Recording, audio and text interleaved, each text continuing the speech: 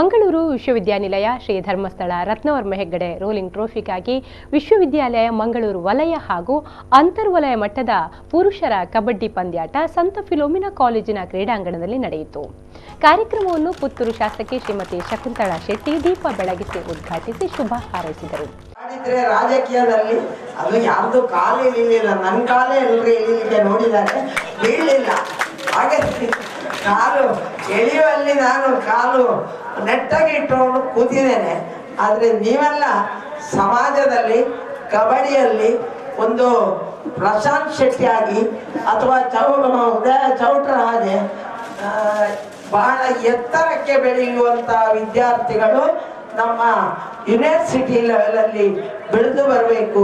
ನಿಮ್ಗೆಲ್ಲರಿಗೂ ಶುಭವಾಗಲಿ ಅಂತ ಹೇಳ್ತಾ ಕಾರ್ಯಕ್ರಮದಲ್ಲಿ ಅಂತಾರಾಷ್ಟ್ರೀಯ ಕಬಡ್ಡಿ ಆಟಗಾರ ಉದಯ ಚೌಟರನ್ನು ಸನ್ಮಾನಿಸಲಾಯಿತು.